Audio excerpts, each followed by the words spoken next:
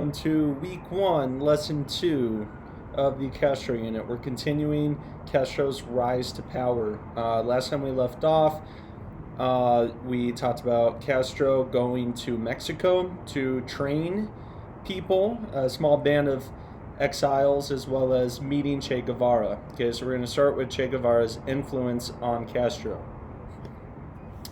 Guevara embraced revolutionary politics and traveled across a number of Latin American countries,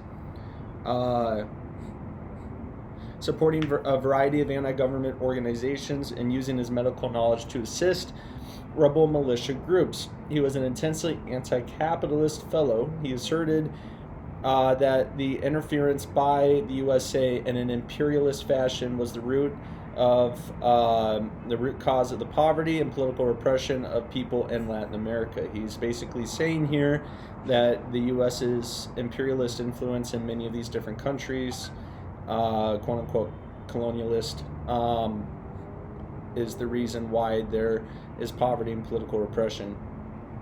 This idea was intensified by his experience in Guatemala in 1954, which is when the CIA-backed coup happened there.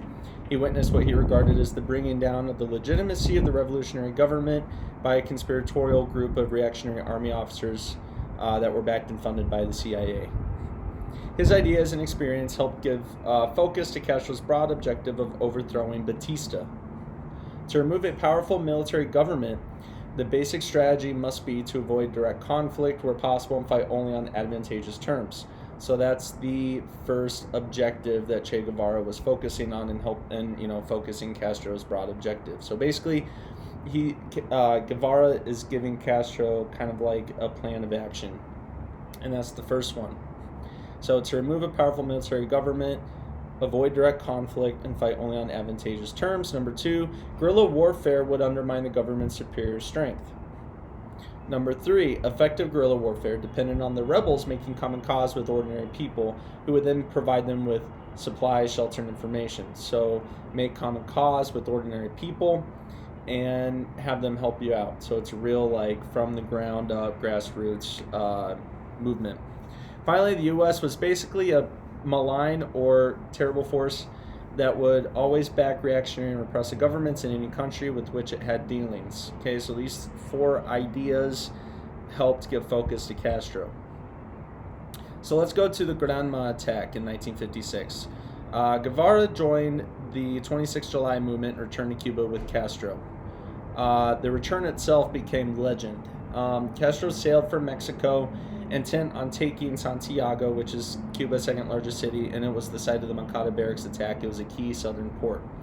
The Granma boat was overloaded with 82 men and their weapons. The party barely survived hazardous crossing, and when they did, they found government troops waiting for them because the news of the intended landing place had been leaked by informers to the Batista government.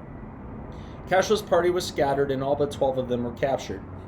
The group of 12, including Castro brothers and Guevara, eventually found sanctuary in the hills of the Sierra Maestra. So essentially what happened was this whole group landed on a Granma with government Batista forces waiting for them. Only 12 of them escaped, and they ran into the Sierra Maestra mountain, the hills of it. This mountain range was running across the province of what's called the Oriente in eastern Cuba. This region provided shelter for the next 3 years as Castro set about rebuilding the 26 July movement. Castro's approach was very simple. He was driven by an intense love of Cuba, a deep distaste for Batista's regime, and a genuine desire to elevate the conditions of the people. And this is where Castro's early propaganda began. Rebuilding the movement required the effective use of propaganda, which targeted both Cubans and a wider audience. He projected the image of himself as a patriotic freedom fighter, desperately struggling to defend poor and oppressed people against Batista's corrupt regime. This was deliberate by him to project himself like this. Liberal opinion in the United States and Western Europe were impressed not just with the message, but also with the passion that Castro presented his message with. There's a heroic quality attached to Castro, and he was a young guy at this time. So the young in the West, like in Europe and the United States, really kind of aligned with Castro and Che Guevara. In fact, you still see posters in college dorm rooms, even today in 2020, of Che Guevara. Batista's overthrow by 1959. Between 1957 and 1959, a civil war raged in Cuba. Anti-Batista riots and protests were common and were suppressed with great brutality by government forces. So this is how Castro did it. Throughout 2 years, Castro launched a series of disruptive guerrilla attacks on Batista's forces. Batista's forces became weakened over time by the outbreaks of mutiny in Batista's ranks and by disputes among rival officers. So these guerrilla attacks caused Batista's forces to become disunified. Batista attempted to tighten his hold on the army by resorting to fiercer repression, but it increasingly became apparent that he lacked the ability to enforce his own leadership.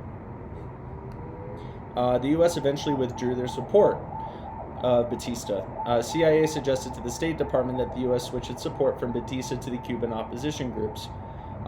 This was influential enough to persuade Eisenhower's administration to withdraw military supplies at a critical time in 1957 when Batista was trying to deal with the mutiny at a naval station in Cienfuegos.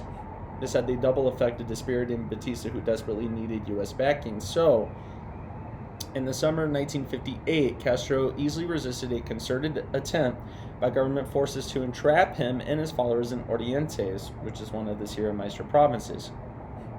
Since it was a region where he had been forced to hide to survive, it had now become Castro's stronghold from which he was to advance the overthrow of Batista. So finally, Castro's autumn or fall offensive. A number of factors were combined to doom Batista at this point, which led to Castro's victory. Number one, an election was called by Batista in an attempt to get popular backing to his government. This failed when 75% of the electorate boycotted the election. Fidel's brother, Raul Castro, was in effective control of the Sierra Crystal region in the southeast of the island. Che Guevara was dominant in the Escambre region of central Cuba. Fidel Castro was master of the Oriente in the east. So basically, you had the three big leaders, Fidel, Che, and Raul, in control of the east, the central, and the southeast mountain regions, respectively. Now that the 26 July movement seemed unstoppable, the other opposition groups, which earlier had declined to support that movement, came over to its side and they consolidated power and got even more powerful. The Catholic Church began to openly condemn the savagery of Batista's rule as well, so the Catholic Church is kind of joining in. By the end of 58, Batista's position was beyond recovery. He was abandoned by the U.S., he was deserted by his senior officers, and faced with a seemingly united opposition. Batista fled to the Dominican Republic on New Year's Day 1959. Guevara's units moved into Havana on that same day. A group of generals made a bid to cling on to power by forming another military government, but their plan was thwarted when the workers supported Castro's call for general strike and protest. By January 8th, 1959, Castro entered Havana to rapturous reception from its people. He had finally achieved a revolution. So now we are at the point where Castro has taken over Cuba and overthrew Batista. He did this on a platform of being against government repression, being against the authoritarianism of Batista's regime, and of the preference for the privileged few and the landowners, the wealthy in Cuba.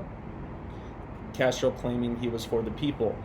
Che Guevara really gave him focus. He probably could not have done it without Che Guevara's assistance in terms of kind of focusing the troops on what their goals were. Also kind of training those rebels in Mexico before going on the Granma to Cuba was essential as well. And also guerrilla warfare was a key factor in his success as well. If they fought a direct war with Batista, they would have lost. So the 2-3-year struggle that they endured was really important. Now, the ironic part, and we're going to get to this next week, is as soon as Castro takes power, he adopts many of the same repressive measures that Batista held and ran his government with, except Castro was doing it in the name of the people.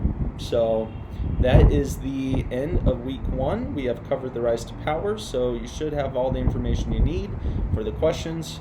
If you have any questions, please send me an email, and I'm more than happy to help you out. Okay, see you later.